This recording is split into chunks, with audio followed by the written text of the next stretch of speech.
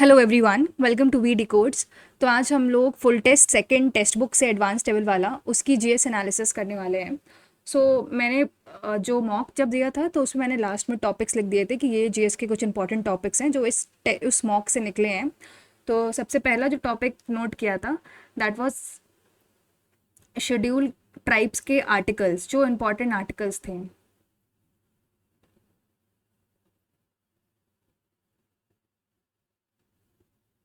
ठीक। इसके कुछ आर्टिकल्स इंपॉर्टेंट है जो देखो आई थिंक जो मॉक में पूछा गया था वो आर्टिकल 342 था। तो जो 342 आर्टिकल है वो क्या बताता है कि मतलब इसका ये होता है कि डेफिनेशन ऑफ शेड्यूल ट्राइब्स, मतलब ये एक तरीके इसका जो इस आर्टिकल के अंदर क्या आता है, डेफिनेशन ऑफ शेड्यूल ट्राइब्स। तो जो अब ये बताइए कि जो शेड्यूल ट्राइब, कोई ट्राइब शेड्यूल ट्राइब है, इसको कौन स्पेसिफाई करता है? तो इसको जो स्पेसिफाई करेगा वो हमारा प्रेसिडेंट होता है।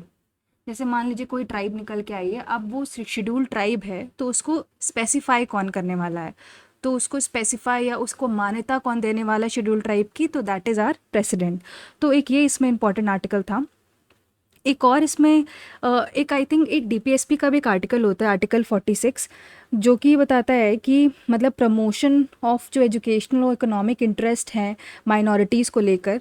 जैसे जो भी इसको मैं लिखूं अगर, तो promotion of educational and economic economic interest of ST. हालांकि इसमें एससीज भी आते हैं। तो एक 46 आर्टिकल इसमें से इम्पॉर्टेंट है।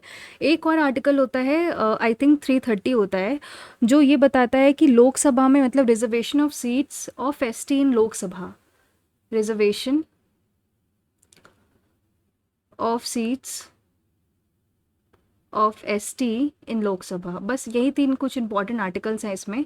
एक 342 जो डेफिनेशन ऑफ शेड्यूल ट्राइब्स बताता है कि कौन से ट्राइब शेड्यूल ट्राइब कहलाए जाएंगे और प्रेसिडेंट इसको डिसाइड करता है। दूसरा हमने देखा था आर्टिकल 46 डीपीएसपी का एक आर्टिकल है, उसमें प्रमोशन ऑफ एजुकेशनल और economic interest of ST and SC के बारे में लिखा हुआ है।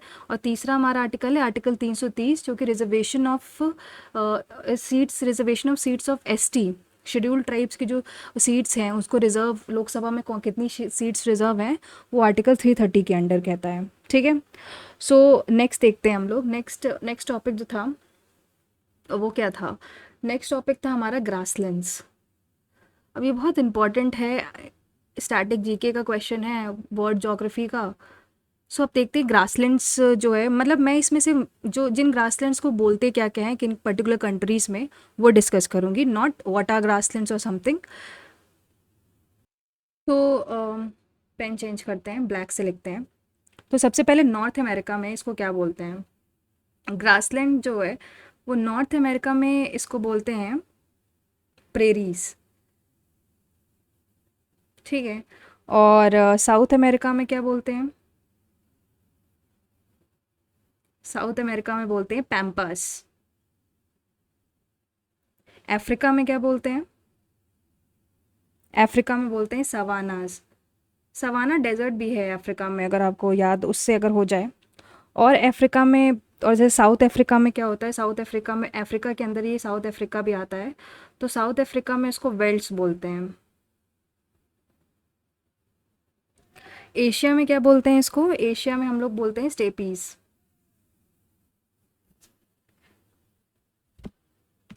ओके, स्टेपीज की स्पेलिंग।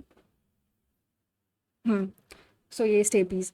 तो ये सब जितने भी हैं, ये सारे जितने भी आई थिंक सवाना को छोड़ के ये ट्रॉपिकल है ग्रासलैंड, और बाकी जो जितने भी तीन हैं ये टेम्परेट है, टेम्परेट ग्रासलैंड है, और ये भी टेम्परेट ग्रासलैंड है। ठीक। तो ये इंपॉर्टेंट है कि नॉर्थ अमेरिका में इसको जो क्वेश्चन पूछा था, मैचिंग पूछा था, नॉर्थ अमेरिका में प्रेरीज बोलते हैं, साउथ अमेरिका में पाम्पास, अफ्रीका में सवाना, साउथ अफ्रीका में बेल्ट्स, और एशिया में स्टेपीज के नाम से जानते हैं, और यूरोप में भी स्टेपीज बोलते हैं।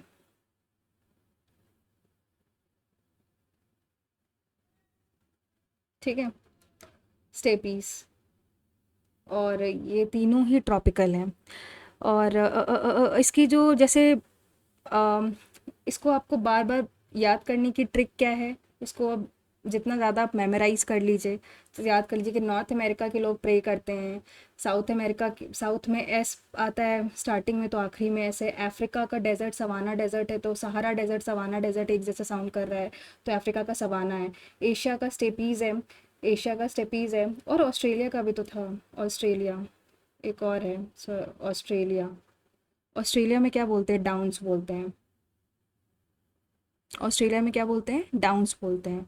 तो ये इंपॉर्टेंट नेम्स हैं जो कंट्रीज़ हैं और उनके ग्रासलैंड्स को किन नाम से जाते हैं। फिर से नॉर्थ अमेरिका के लोग प्रे करते हैं, साउथ अमेरिका में एस आ रहा तो आखिरी में एस आ रहा है, अफ्रीका में सवाना होता है, साउथ अफ्रीका वेल्स हो गया, एशिया में स्टेपीज़ बोलते हैं, यूरोप में भी स्टेपीज़ बोलते हैं, तो ऑस्ट्रेलिया में वो बोलते हैं। ऑस्ट्रेलिया सबसे नीचे है कॉन्टिनेंट, यहाँ पे कहीं ऑस्ट्रेलिया है तो यहाँ पे डाउन में मतलब डाउन है, यहाँ पे ऑस्ट्रेलिया हो जाएगा। ठीक है, तो ये हमारे इंपॉर्टेंट ग्रासलैंड्स हो गए, तो ये एक और टॉपिक हमारा कवर हो गया। अब नेक्स्ट टॉपिक पे आते हैं। तो जो नेक्स्ट टॉपिक है हमारा वो क्या है, नेक्स्ट टॉपिक है हमारा प्लांट किंगडम।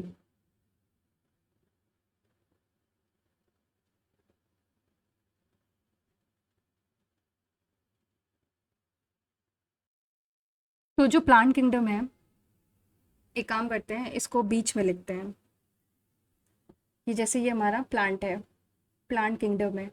तो ये जो प्लांट किंगडम है अभी इसको हम दो हिस्सों में डिवाइड करते हैं। ठीक है, एक होता है नॉन सीड प्लांट्स और एक होता है सीड प्लांट्स। तो जो नॉन सीड्स प्लांट्स होते हैं उनको बोलते हैं क्रिप्टोगैम्स। क्रिप्टोगैम्स जो होता है वो नॉन सीड प्लांट्स होता है, नॉन सीड प्लांट्स।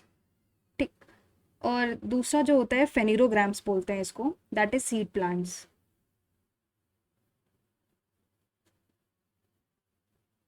इसको बोलते हैं सीड प्लांट्स।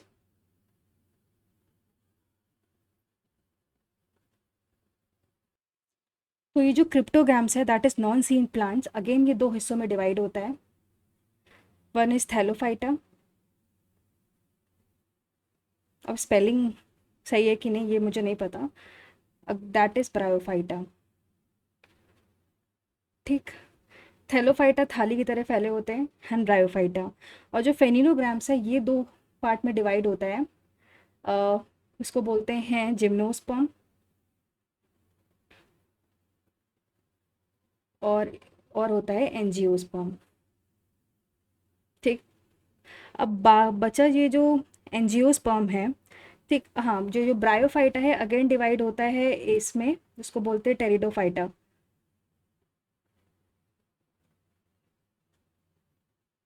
और जो एंजियोस्पर्म है वो डिवाइड होता है दो पार्ट में, मोनोकॉट और डाइकॉट। मोनोकॉट और डाइकॉट। ठीक, ये है तुम्हारा, ये हमारा डिवीजन है एक सिंपल सा, कि प्लांट किंगडम क्रिप्टोगैम्स और फेनिडोग्राम्स में होता है। फिर क्रिप्टोगैम्स जो होता है वो थैलोफाइटा और ब्रायोफाइटा में डिवाइड होते हैं। फिर जो फेनिडोग्राम्स होते हैं वो जिम्नोस्पर्म और एंजियोस्पर्म में डिवाइड होते हैं। और फर्दर जो ब्रायोफाइटा होता है वो टेरिडोफाइटा में डिवाइड होता है। और एंजियोस्पर्म हमारा मोनोकॉट और डाइकॉट में डिवाइड होता है। तो ये एक बेसिक स्ट्रक्चर है, एक फ्लो चार्ट है प्लांट किंगडम को, बस एक क्विक रिविजन देने की कौन किस में डिवाइड होता है। अब हम इसके कुछ पॉइंट्स पढ़ लेते हैं, किसको क्या बोलते हैं और क्या और इम्पोर्टेंट है इसमें। तो सबसे पहले तो हम इनके एग्जाम्पल्स देख लेते हैं कि जैसे इनके कुछ कुछ एग्जाम्पल्स होते हैं।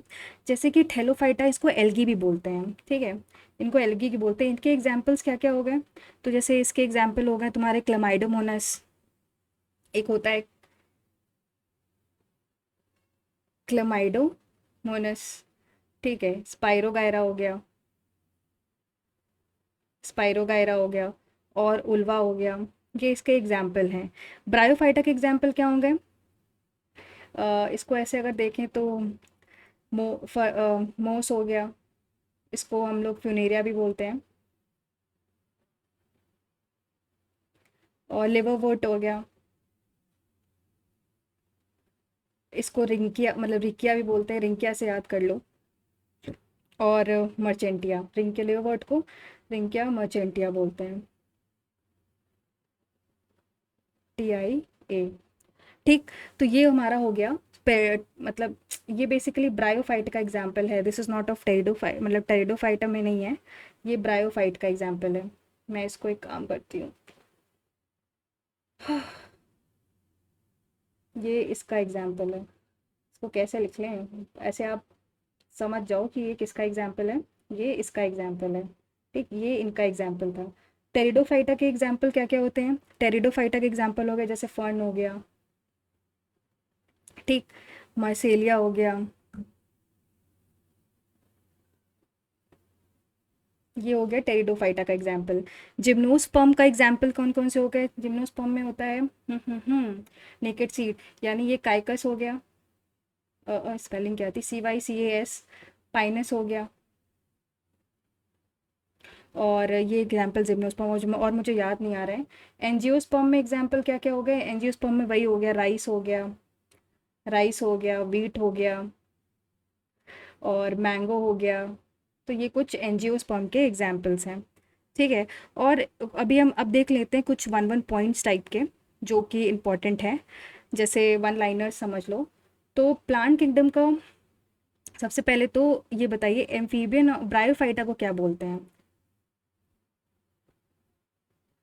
यही क्वेश्चन आया था, मैंने गलत लगा दिया था। ब्रायोफाइटा को बोलते हैं amphibian of plants kingdom, amphibians of plant kingdom, ठीक है। और टेरिडोफाइटा को क्या बोलते हैं? टेरिडोफाइटा जो है, टेरिडोफाइट्स या टेरिडोफाइटा, इसको बोलते हैं फर्स्ट टेरेस्ट्रियल वस्कुलर प्लांट्स। बारिश होने लगी है। First terrestrial vascular plants. Gymnosperm जो होता है, जिम में लोग नेकेड मतलब नेकेड रह के एक्सरसाइज कर रहे हैं, तो जिम्नोस्पर्म ऐसे याद रख सकते हैं। जिम्नोस्पर्म्स नेकेड सीड्स होते हैं, मतलब इनमें कोई फ्रूट नहीं होता है, मतलब सीड नहीं होगा तो कोई फ्रूट ही नहीं होगा, नो फ्रूट। फिर हमारा एल्गी, ये जो होता है, ये या इसको थैलोफाइट्स भी हो गए, ये थाली की तरह फैले रहते हैं। तो ये ये सिंपल प्लांट्स होते हैं, इनमें कोई टिश्यूज नहीं होता, विदाउट टिश्यूज। ये कुछ इंपॉर्टेंट पॉइंट्स हैं, ठीक है। ये आई थिंक इतना सफिशिएंट है फॉर द प्रिपरेशन फेज।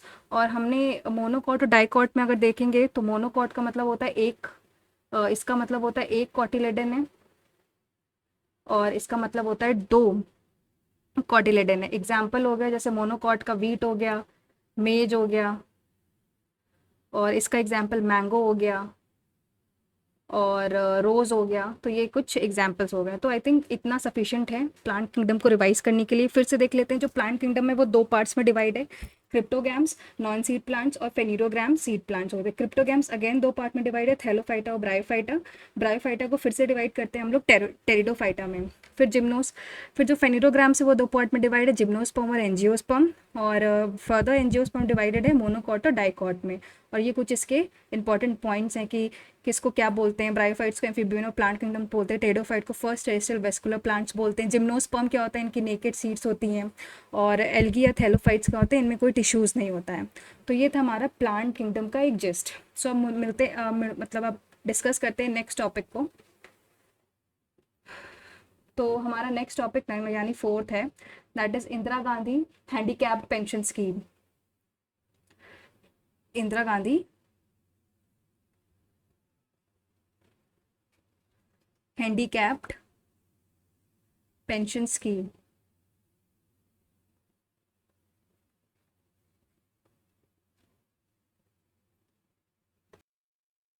तो इस स्कीम, ये जो स्कीम थी, ये जो इंदिरा गांधी स्कीम है हैंडीकैप पेंशन स्कीम, ये 2009 में इंट्रोड्यूस की गई थी, ठीक। तो सबसे पहले तो इसका जो एलिजिबिलिटी है वो ये है कि पहले जो था वो मतलब जो एज लिमिट थी वो कितनी थी, पहले जो थी वो एज लिमिट थी अप टू मतलब 18 से 64 इयर्स, ठीक है। बाद में 2012 में इसको 2012-13 में इसको इंक्रीज कर दी गई, यही को इसको अब 79 कर दिया, मतलब 18 से 79 ईयर्स के बीच में जो लोग होंगे वो इस पेंशन स्कीम को भील के लिए एलिजिबल होंगे। और इसमें और होता है कि डिसेबिलिटी जो होनी चाहिए, एटलीस्ट 80% डिसेबिलिटी होनी चाहिए, और 80% सिवियर। और मल्टीपल डिसेबिलिटी।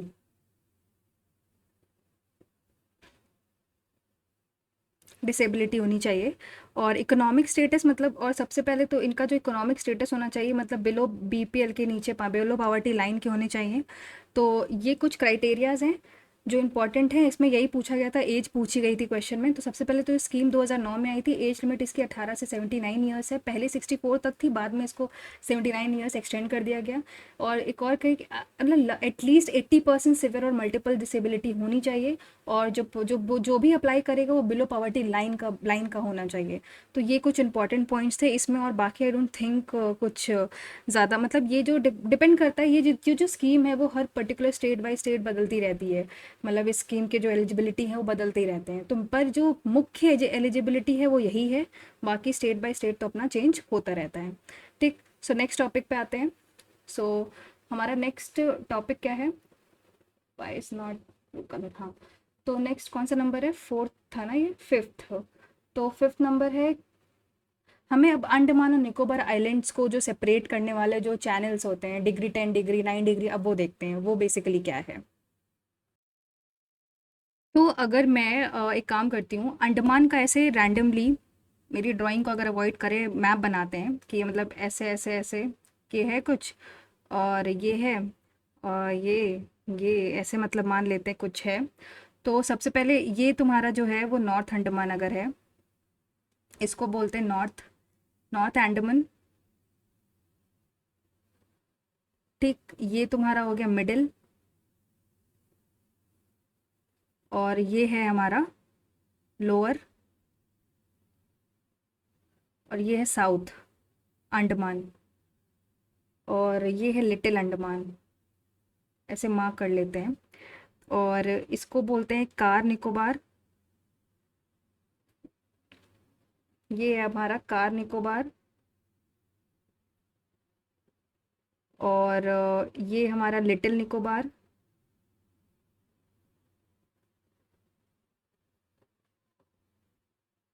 और ये हमारा ग्रेट निकोबार। हम्म। तो सबसे पहले अब देखो, जो डंकन पैसेज होता है वो साउथ अंडमान को लिटिल अंडमान से अलग करता है। डंकन, ध्यान से देखो, डंकन पैसेज ये है।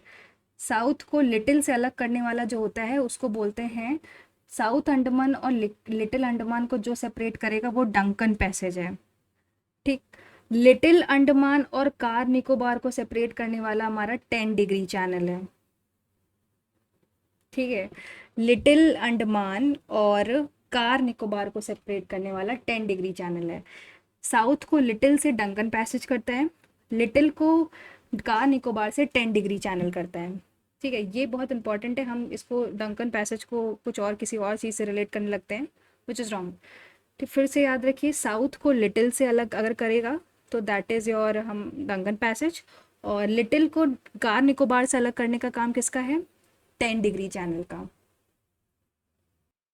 अब यहीं पे हम लोग एक और चैनल देखते हैं, वो ये है कि 8 डिग्री चैनल क्या है। 8 डिग्री जो है वो मिनी कॉय को मालदीव्स, मिनी कॉय और मालदीव्स को, मिनी कॉय की स्पेलिंग क्या है? MINICOY, मिनी कॉय और मालदीव्स को सेपरेट करता है। ठीक है। और 9 डिग्री जो चैनल है वो सेपरेट करता है मिनी कॉय और लक्षद्वीप को, एंड लक्षद्वीप। आई होप इतना आप क्लियर हो गया होगा। अभी के लिए इतना ही रखते हैं इस टॉपिक, वरना हम बहुत कंफ्यूज हो जाएंगे। फिर से देखते हैं, अब हम एक जगह लिख लेते हैं। हमने क्या देखा था? डंकन पैसेज देखा था। तो डंकन पैसेज किसको सेपरेट कर रहा है? अब पहले लिखते हैं, डंकन पैसेज हो गया। ठीक। 10 डिग्री हो गया, 9 डिग्री हो गया, और 8 डिग्री हो गया। और कोई था? नहीं।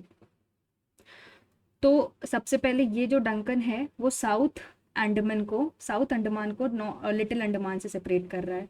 साउथ अंडमान को एंड लिटिल अंडमान।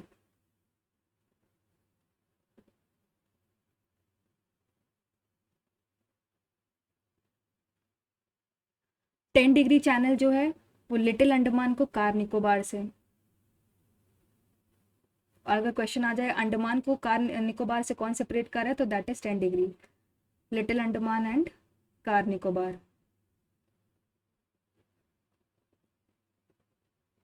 जो 9 डिग्री चैनल है वो मिनी कॉय को लक्षद्वीप से सेपरेट कर रहा है।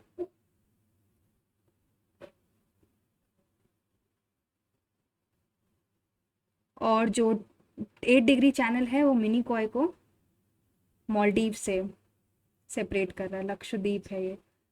ठीक है, तो दिस इज़ अ इम्पॉर्टेंट, ये कुछ इम्पॉर्टेंट है, इसको आप रट लीजिए जैसे भी तैसे।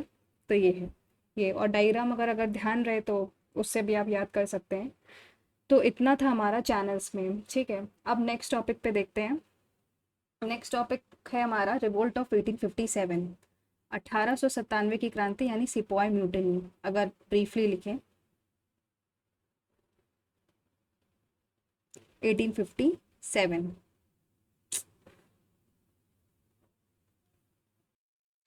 तो रिवोल्ट ऑफ 1857 को सिपॉय म्यूटिनी भी कहते हैं, और एक और बोलते हैं ये हमारा first war of Indian independence था। First war of Indian independence.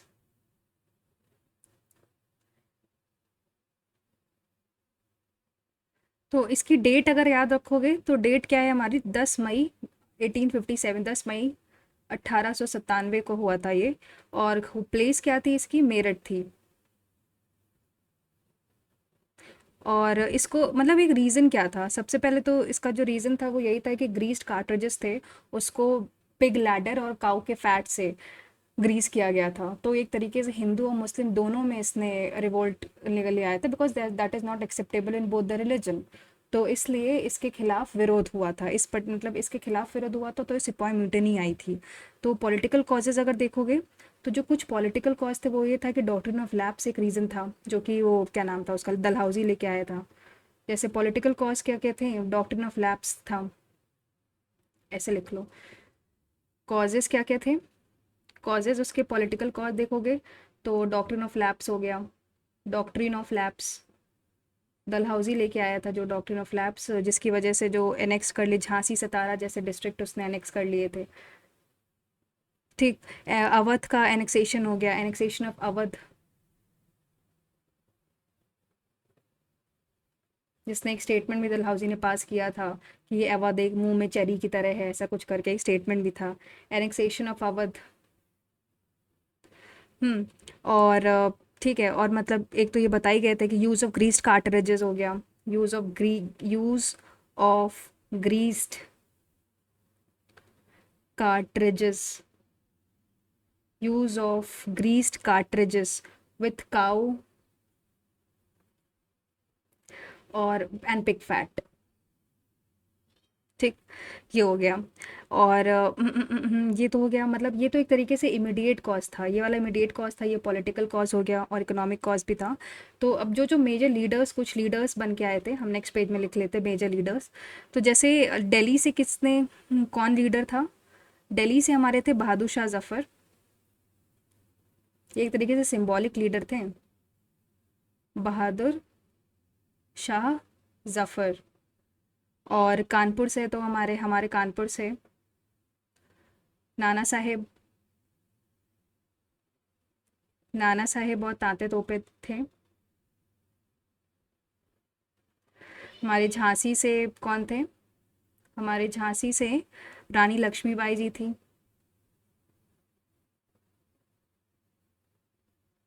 वीरांगना रानी लक्ष्मीबाई, मोर प्रिसाइज। बिहार से कौन थे, बिहार से थे कुंवर सिंह।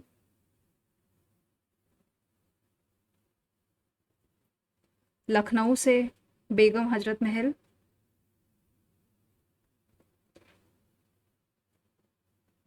बेगम हजरत महल।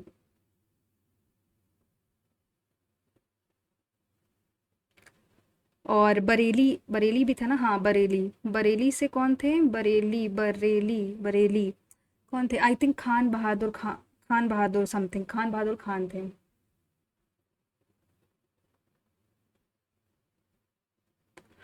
और ये कुछ ये थे, ये कुछ ये सिटी कुछ रीजंस थे और ये उनके लीडर्स थे। ठीक, तो हमने क्या क्या देखा था, सिपॉय म्यूटनी कब हुई थी, 10 मई 1897 को हुई थी, मेरठ में हुई थी। रीजंस क्या थे, डॉक्ट्रिन ऑफ लैप्स हो गया, अवध का एनेक्सेशन हो गया, ग्रीस कार्ट्रिजेस का पिग लैडर और काउ फैट से जो ग्रीस कार्ट्रिजेस के बनाए गए थे, वो एक आउटब्रेक था उसकी वजह से। और दिल्ली के जैसे बहादुर शाह जफर हो गए, कानपुर को नाना साहेब तांते तोपे, झांसी रानी लक्ष्मीबाई, बिहार के कुंवर सिंह, लखनऊ की बेगम हजरत महल, और बरेली के खान बहादुर खान। ठीक है, अब इसका रिजल्ट क्या हुआ देखो, हालांकि एक आउटब्रेस्ट था, बट जो रिजल्ट था वो भी दहलाने वाला था। तो रिजल्ट क्या था कि end of east India company, end of east India company and हो गई थी। किससे हुई थी, गवर्नमेंट ऑफ इंडिया एक्ट 1958 लाया गया था, उससे ये एंड हो गई थी। फिर क्या हुआ कि अब ब्रिटिश जो क्राउन था वो महारानी क्वीन विक्टोरिया के अंदर डायरेक्ट कंट्रोल में था। ब्रिटिश क्राउन टुक डायरेक्ट कंट्रोल। मेरी थोड़ी ग्रामर वीक हो सकती है, बट भावनाओं को समझिएगा कि जो ब्रिटिश जो क्राउन था वो ब्रिटिश काउंट डायरेक्टली कंट्रोल करता था। वो क्वीन विक्टोरियाज प्रोक्लेमेशन। ठीक है, फिर secretary of state for India appoint किया गया था। Secretary of state for India appointed, इसे अपॉइंट किया गया था। तो ये था। और हाँ, end of Mughal rule, Mughal rule अब बिल्कुल ख़त्म, फिनिश, साफ हो गया था। एंड ऑफ मुगल एम्पायर, हालांकि वो तो पहले ही हो गया था, बट अब बिल्कुल ख़त्म हो गया था। अब बताओ ये फेल क्यों हुआ। हम डिस्कस कर लेते, फेलियर का रीज़न लिखेंगे नहीं। फेलियर का रीज़न था, पहली बात तो पुअर लीडरशिप और लैक ऑफ यूनिटी। ठीक, कोई भी साउथ इंडिया और प्रिंसली स्टेट से कोई भी सपोर्ट नहीं मिला था। वेपन्स और जो कम्युनिकेशन था वो बहुत इन्फीरियर था, मतलब ना कम्युनिकेशन प्रॉपर हो पा रहा था, लैक ऑफ कम्युनिकेशन, और वेपन्स भी बहुत इन्फीरियर क्वालिटी के थे। और सबसे बड़ी बात ये थी कि ब्रिटिश मिलिट्री की सुपीरियॉरिटी थी। तो ये कुछ रीजंस थे कि रिवोल्ट फेल हो गए थे। हालांकि इस रिवोल्ट ने अच्छे आउटकम्स भी लेके आए, जैसे ईआईसी का एंड होना, डायरेक्ट कंट्रोल हो जाना क्राउन का, सेक्रेटरी ऑफ स्टेट अपॉइंट होना, but there were some disadvantages also, जिसकी वजह से ये फेल हुआ था। तो ये हमारा इम्पॉर्टेंट कुछ पॉइंट्स थे। और अगर देखें तो जो सबसे पहले जो मतलब यहाँ पे जो फर्स्ट स्पार्क, एक इम्पॉर्टेंट पॉइंट ये लिख लेते हैं कि मंगल पांडे एट बैरकपुर, पहली जो स्पार्क लगाई थी वो मंगल पांडे, पहली जो चिंगारी जैसे बोल लेते हैं वो मंगल पांडे ने लगाई थी। Colour colour colour green colour लिख लेते हैं, ग्रीन कलर होता ही नहीं है। हम्म, मंगल पांडे। मंगल पांडे कौन से, मंगल पांडे, मंगल पांडे जी कौन से उससे थे, बैरकपुर से थे। बैरकपुर, कौन सा डेट पे याद कर लीजिए आप लोग, 29 1858, ये था, ये डेट था, ये पहली स्पार्क थी। ठीक, सो अब नेक्स्ट टॉपिक पे आते हैं। आई थिंक टॉपिक नंबर कौन सा होगा, 7 होगा, that is layers of atmosphere.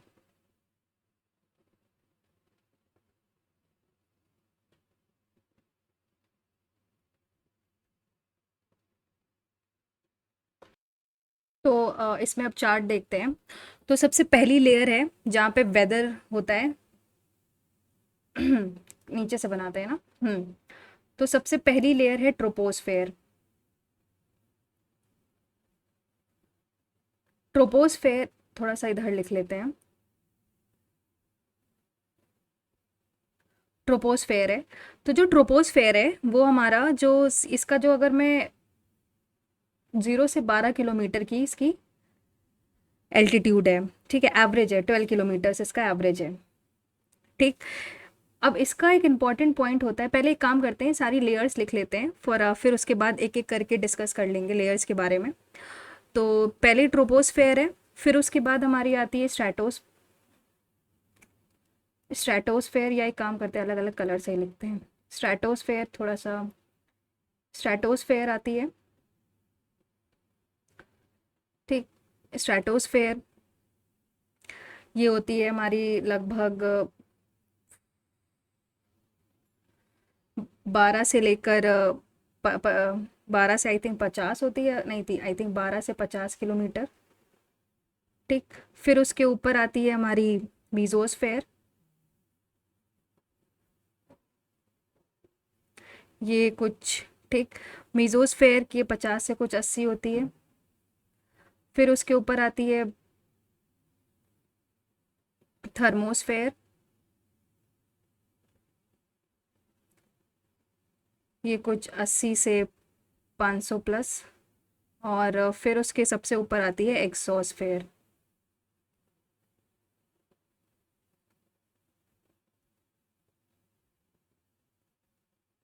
तो ये कुछ लेयर्स हैं, ठीक है। तो 1, 2, 3, 4 और 5। अब सबसे पहले अगर हम टेम्परेचर देखें, तो अगर मैं यहाँ पे लिख लूँ टेम्परेचर का क्या, टेम्परेचर क्या रहता है, तो अगर ट्रोपोस्फेयर की बात करें तो जैसे जैसे ऊपर जाएगा टेम्परेचर कम होगा। स्ट्रेटोस्फेयर में बढ़ेगा, जैसे जैसे ऊपर जाएगा टेम्परेचर भी बढ़ता है। मीजोस्फेयर में कम होता है, थर्मोस्फेयर में बढ़ता है, ठीक। ये और इसका हमें इतना कुछ आइडिया नहीं है। तो जैसे जैसे ट्रोपोस्फेयर में अगेन ऊपर जा रहे हैं तो टेम्परेचर कम हो रहा है। और जो टेम्परेचर कम भी होता है उसका भी एक वो होता है, इसका मतलब एक मतलब पूछ लेता है क्वेश्चन में कि कितना, मतलब कितना डिग्री सेल्सियस हर किलोमीटर पे कम होता है। तो ये माइनस, ये होता है -6.5, मतलब 6.5 डिग्री सेल्सियस कम होता है, 6.5 डिग्री सेल्सियस पर किलोमीटर ये कम होता है, ठीक है। तो temperature decreases with high, stratosphere में इंक्रीज करता है, स्ट्रेटोस्फेयर में इंक्रीज करेगा। और इसमें भी मीजोस्फेयर में डिक्रीज करता है, डिक्रीजेज विथ हाई। ये तुम्हारी कोल्डेस्ट लेयर होती है, this is mesosphere is the coldest layer, coldest layer है। उसके बाद क्योंकि थर्मोस्फेयर में तो फिर इंक्रीज करने वाला है, ठीक है। अब देखते हैं यहाँ पे होता क्या क्या है। तो कि अगर मैं ट्रोपोस्फेयर की बात करूँ तो यहाँ पे वेदर्स हैं, यहाँ पे अगर फीचर्स देखो तो यहाँ पे क्या है, वेदर है, यहाँ पे वेदर्स हैं, ठीक है। क्लाउड्स है, स्टॉर्म्स है, मतलब लाइफ यहीं एग्जिस्ट करती है। क्लाउड्स हो गए, बादल हो गए, स्टॉर्म्स हो गए, आंधी तूफान आता है वो हो गया। तो लाइफ यहीं एग्जिस्ट करती है। स्ट्रेटोस्फेयर में क्या होता है, स्ट्रेटोस्फेयर में तुम्हारा ओजोन लेयर है, स्ट्रेटोस्फेयर में क्या है, ओजोन लेयर है। तो जो ओजोन लेयर है वो यूवी रेज एब्जॉर्ब करता है, ठीक। और जो ये मीजोस्फेयर है यहीं पे मीटियोर्स जो होते हैं, मीटेरॉइड्स होते हैं, मीटियोर्स बर्न करते हैं, burn in this layer, burn करते हैं। और इसमें क्या होता है, इसमें थर्मोस्फेयर में क्या होता है, कुछ एक औराज होते हैं वो अकर करते हैं यहाँ पे, ठीक है। और आईएसएस के ऑर्बिट्स भी यहीं होते हैं। और जो हमारा एग्जॉस्फेयर है वो जैसे लाइट गैसेस हो गई, जैसे लाइट गैसेस हाइड्रोजन और हीलियम हो गई, ये एस्केप टू स्पेस इसी स्फेयर में करते हैं। तो मैं अगर लिख लूँ तो जैसे लाइट गैसेस हैं, जैसे कि हाइड्रोजन हो गया और हीलियम, ये यहीं एस्केप टू स्पेस। तो ये है, ये तो इम्पॉर्टेंट यही था, इसमें बस यही इम्पॉर्टेंट है जो कुछ फैक्ट्स मैंने लिखे हैं वो।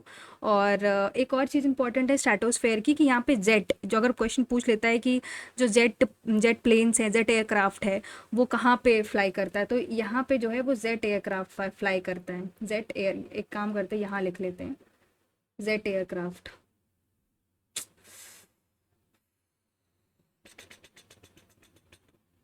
Jet aircraft. बहुत ही गंदी राइटिंग है, बट अगेन सेइंग, भावनाओं को समझिए। तो ट्रोपोस्फेयर 0 से 12 किलोमीटर, इसमें जैसे जैसे ऊपर जाएंगे टेम्परेचर कम होगा। यहीं पे हमने वेदर देखते हैं, यहीं पे हम वेदर देखते हैं, क्लाउड्स देखते हैं, लाइफ यहीं पे एग्जिस्ट करती है। फिर उसके बाद ऊपर आता है स्ट्रेटोस्फेयर, 12 से 50 किलोमीटर। जैसे जैसे ऊपर जाएंगे तो टेम्परेचर भी बढ़ेगा, ओजोन लेयर और जेट एयरक्राफ्ट यहीं पे उड़ते दिखेंगे आपको। मीजोस्फेयर उसके ऊपर आता है, वो सबसे कोल्डेस्ट लेयर होती है, मीटेरॉइड्स वगैरह यहीं बर्न करते हैं। थर्मोस्फेयर जो हो गया, वो जैसे जैसे ऊपर जाएंगे, थर्म से पता चल रहा है कि टेम्परेचर बढ़ेगा ही बढ़ेगा। फिर एग्जॉस्फेयर होता है, फिर इसमें यहाँ पे एग्जॉस्फेयर होगा यहीं पे। तो ये तुम्हारा ये मतलब यहीं पे एक्चुअली सैटेलाइट्स वगैरह भी यहीं पे, जीपीएस पे भी यहीं इसके इर्द गिर्द ही मूव करते रहते हैं। तो ये था हमारा एटमॉस्फेयर की लेयर्स का जिस्ट, पर्टिकुलरली जिस्ट। अब चलते हैं नेक्स्ट टॉपिक पे। जो नेक्स्ट टॉपिक है हमारा, कौन सा नंबर है ये, कौन सा था, 7th, 8th नंबर है। तो दैट इज़, हाँ, अब हम इसको ध्यान से देखते हैं। ये करंट अफेयर्स का टॉपिक है, आई डोंट नो कि आएगा कि नहीं आएगा, बट कर लेते हैं। 2024 में जितने भी टेनिस के मैचेस हुए हैं, ठीक, वो डिस्कस करने वाले हैं हम लोग। तो स्टार्ट करते हैं ऑस्ट्रेलियन ओपन से। पहले एक लिख लेते हैं कितने पहले। सबसे पहले होता है ऑस्ट्रेलियन ओपन। ऑस्ट्रेलियन ओपन होता है, फिर होता है फ्रेंच ओपन, और फिर उसके बाद क्या होता है, फिर होता है हमारा विंबलडन, जो अभी रिसेंटली क्लोज हुआ है। ईगा ईगा जीती हैं। और फिर हमारा यूएस ओपन आता है। तो अगर 2024 की बात करें, तो 2024 में सबसे पहले तो ऑस्ट्रेलियन ओपन कौन जीता है, जो इस साल का विंबलडन भी जीता है। तो जो ऑस्ट्रेलियन ओपन जीता है वो जैनिक सिनर है। 2024 की बात कर रहे हैं, तो यहाँ पे लिख लेते हैं। एक काम करते हैं, एक सेकेंड, मेन की बात करते हैं। तो ये जीता है ऑस्ट्रेलियन ओपन जैनिक सिनर ने। जैनिक सिनर, ठीक। जो फ्रेंच ओपन है, वो कार्लोस अल्कराज ने जीता है। कार्लोस की स्पेलिंग यही होती है ना, Alcaraz. Alcaraz, I think ALCARARAZ होती है ना, RAZ। जो विंबलडन जीता था वो भी कैलरोस नहीं जीता था, इन्होंने नहीं जीता था। 2024 की बात कर रहे हैं, 25 की नहीं। और जो यूएस ओपन था वो किसने जीता था, वो जैनिक सिनर ने जीता था।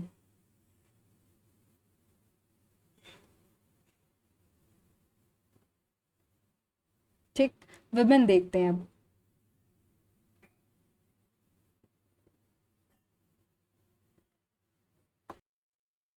तो विमेन में जो ऑस्ट्रेलियन ओपन जीता था, वो किसने जीता था विमेन में 2024 में, अरेना सबलेंका, ठीक। और फिर उसके बाद ईगा ने जीता था, ईगा सितवेक, जिन्होंने अभी रिसेंट का विंबलडन भी जीता है। फ्रेंच ओपन जीता था ईगा स्वितेक, ठीक। फिर तुम्हारा विंबलडन किसने जीता था, बारबोरा ने जीता था। अब उनका सरनेम मुझे याद नहीं आ रहा है, समथिंग क्रेज करके कुछ था, आप लोग देख लीजिएगा, बारबरा करके था, ठीक। फिर उसके बाद अगेन जो यूएस ओपन था वो अरियाना ने जीता था। आप ये देख रहे हो, इस ऑस्ट्रेलियन ओपन और यूएस ओपन को दोनों सेम ही पर्सन, मतलब सेम पर्सन ने जीता था अपने अपने कैटेगरीज में, सबलिंग का, ठीक, ये है। और अगर मैं 2024 का ये हो गया, यही चीज़ सेम मैं 2025 में बताऊं, तो 25 में यूएस ओपन नहीं हुआ है, बट बाकी सब हो चुका है। तो एक काम करते हैं, लिख लेते हैं, ऐसे बनाते हैं और यहाँ पे लिखते हैं 2025।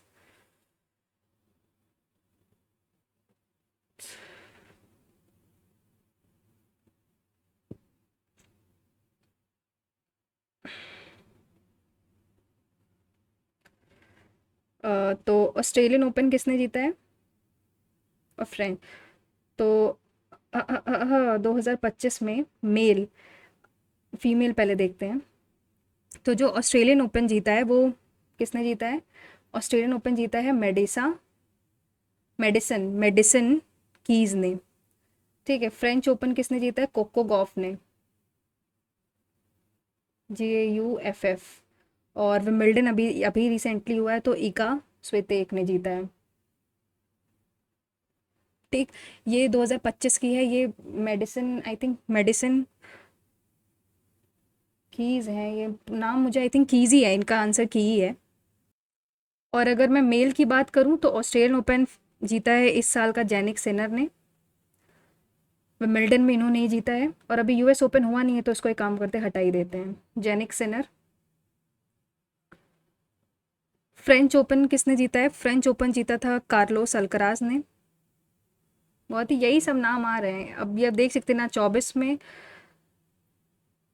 भी यही नाम थे, बस खाली महिलाओं में नाम चेंज होता है, बाकी मेल्स में तो यही चल रहे हैं, कार्लोस अल्कराज। और विंबलडन तो अभी हुआ था, जैनिक सिनर ने जीता है। क्या इनकी कंट्रीज इंपॉर्टेंट है, ये लोग कहाँ कहाँ से बिलोंग करते हैं? हाँ, कभी कभी हो सकता है भाई पूछ ले, क्योंकि आजकल ये तो सब याद कर लेते हैं, बट कंट्रीज हम भूल जाते हैं इनकी, तो हम कंट्रीज देखते हैं कि ये प्लेयर्स किन किन कंट्रीज के हैं। तो जैनिक सिनर जो है वो इटली के हैं। कार्लोस जो है वो स्पेन के हैं, SPAIN। ठीक, बाकी आप इधर लिख लीजिएगा।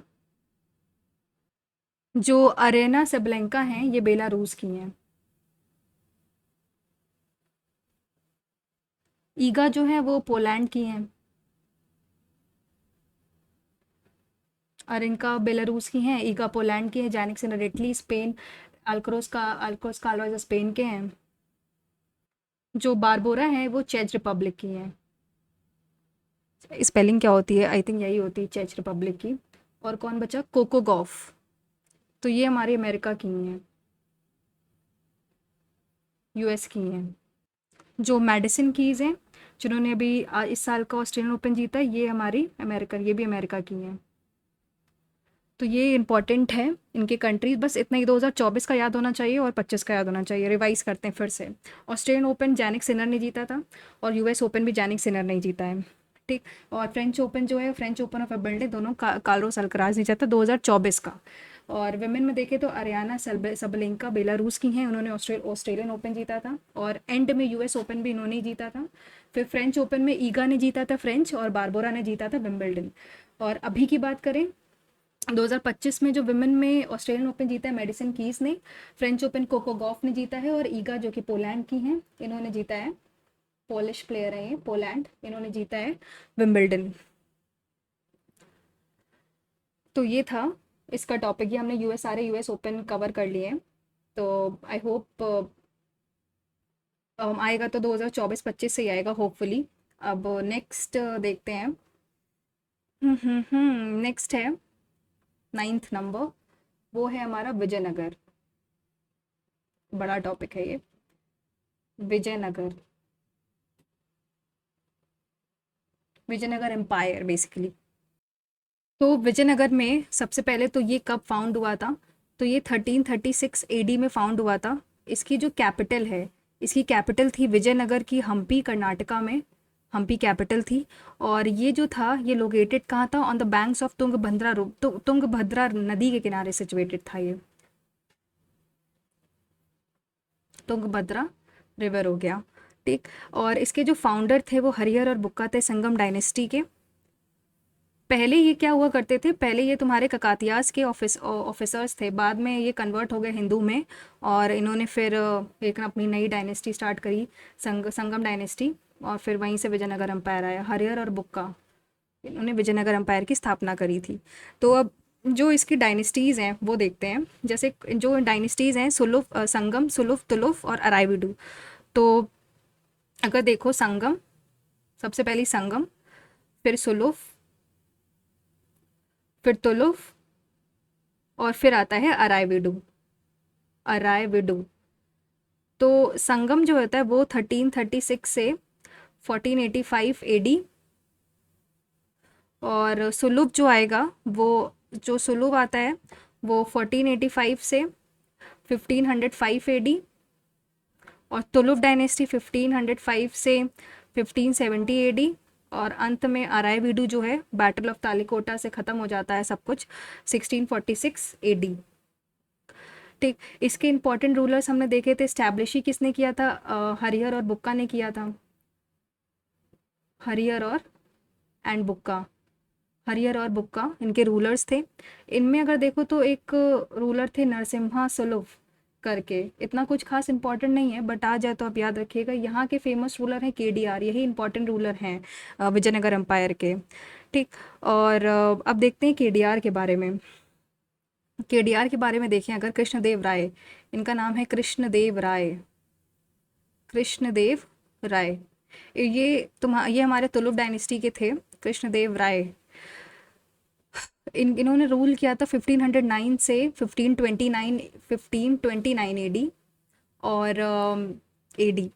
ये तुलुप डायनेस्टी के थे, ये हमने देखा था, ये तुलुप डायनेस्टी के थे। अब इनके बारे में कुछ कुछ पॉइंट्स हैं वो देखते हैं। सबसे पहले तो ये सब ग्रेटेस्ट रूलर थे, इन्होंने जो टाइटल्स लिए थे, इनके जो टाइटल्स थे वो कुछ ये थे। क्या क्या क्या टाइटल्स थे? आंध्र भोज हो गया, आंध्र भोज हो गया, अभिनव भोज हो गया, और अभिनव भोज हो गया, और यवन राज्य, यवन यवन राज्य हो गया। तो ये इनके कुछ टाइटल्स थे। इन्होंने क्या किया था, इन्होंने सब इनके अचीवमेंट्स क्या थे, इन्होंने बहमानी रूलर्स और गजपतीस, उड़ीसा के जो गजपतीस थे उनको हराया था। और विट्ठल स्वामी टेम्पल, हजार रामा टेम्पल और हम्पी को एक्सपैंड किया था, ये सब इन्होंने बनाया था।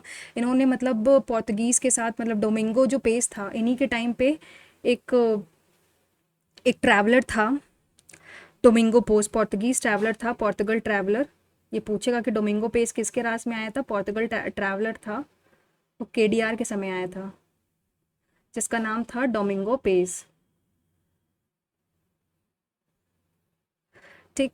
अब इन्होंने कुछ कुछ क्या क्या बिल्ड किया था, जैसे इन्होंने जो बिल्ड किया था वो विट्ठल स्वामी मंदिर हो गया, विट्ठल स्वामी टेम्पल, विट्ठल स्वामी टेम्पल हो गया, और हज़ारा हज़ार राम टेम्पल। ये कुछ टेम्पल्स इन्होंने बिल्ड करे थे, और हम्पी को इन्होंने एक्सपैंड किया था। इनकी ऑथर ये, मतलब इन्होंने एक बुक लिखी थी अमुक्त मालदम, तेलुगु में।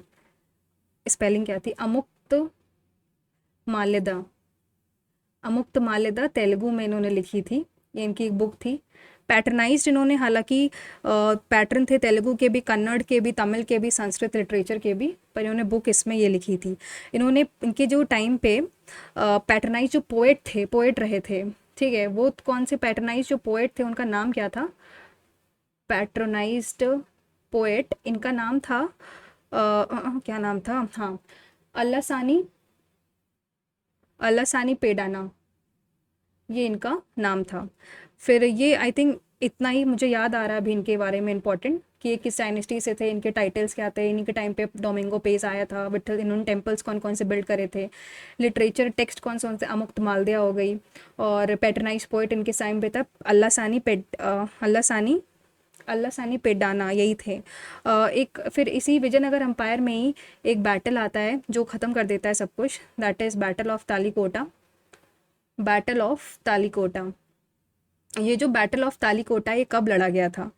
बैटल ऑफ तालीकोटा 1565 में लड़ा गया था। ये किनके बीच था? विजयनगर एम्पायर वर्सेस डेक्कन सल्तनत।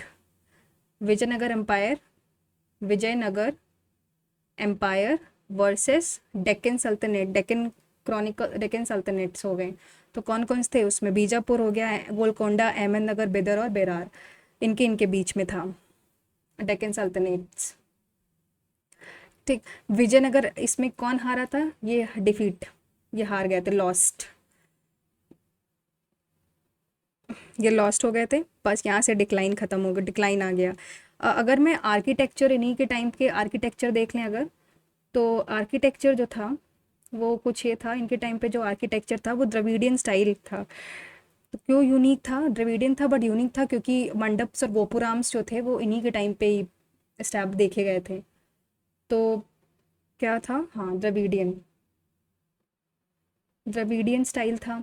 ठीक है, मंडप्स, मंडप हो गया, और गोपुराम, ये इन्हीं के टाइम पे देखे गए थे। और हम्पी को कैपिटल, अब ये हम्पी कैपिटल थी बट इसमें क्या था, अब ये क्या, हम्पी जो है वो यूनेस्को वर्ल्ड हेरिटेज साइट भी है। फेमस टेम्पल कौन कौन से थे? विरूपाक्ष टेम्पल हो गया, और विट्ठल स्वामी तो केडीआर ने बनवाई थी, ऐसे विरूपाक्ष हो गया, विरूपाक्ष टेम्पल, और हमारा विट्ठल स्वामी,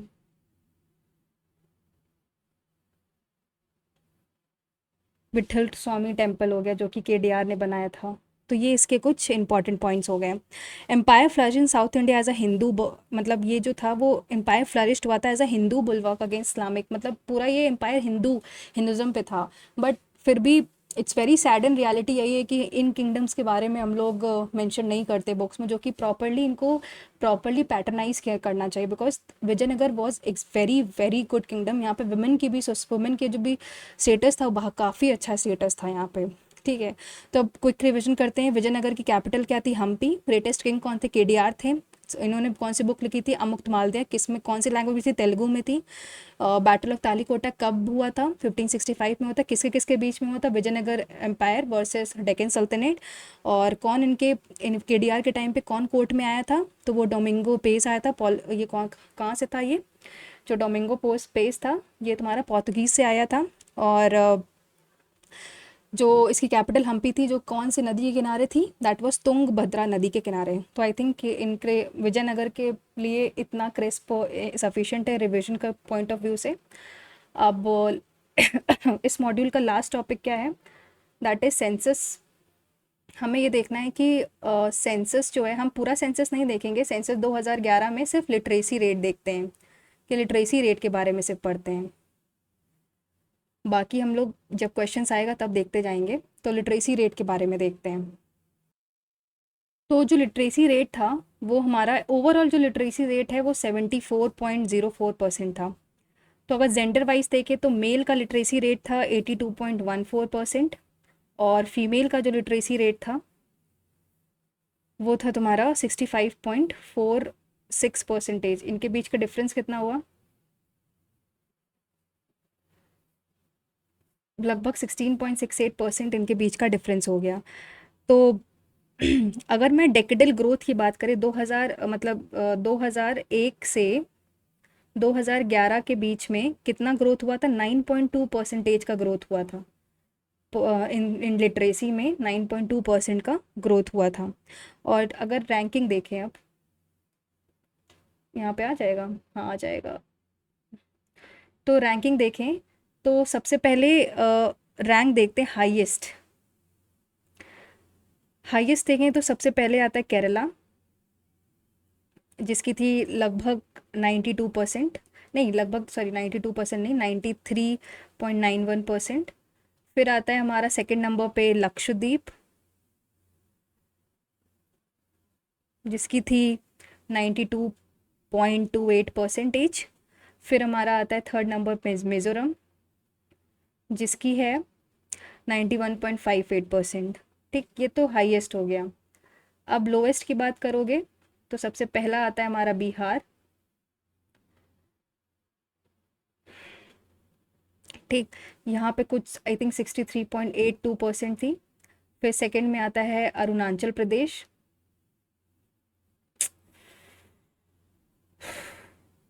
अरुणाचल प्रदेश एक नॉर्थ ईस्ट है, वो टॉप थर्ड में आ रहा है, और एक नॉर्थ ईस्ट लोवेस्ट में आ रहा है। अरुणाचल प्रदेश जिसकी 67% थी। फिर आता है थर्ड नंबर पे राजस्थान। और एक क्वेश्चन आई थिंक मेंस में आया था 2023 के कि कौन सा स्टेट है जहाँ पे फीमेल और मेल की लिटरेसी सबसे डिफरेंस सबसे ज़्यादा है? तो वो राजस्थान ही है, 67.06%। ठीक, तो ये कुछ इंपॉर्टेंट पॉइंट था।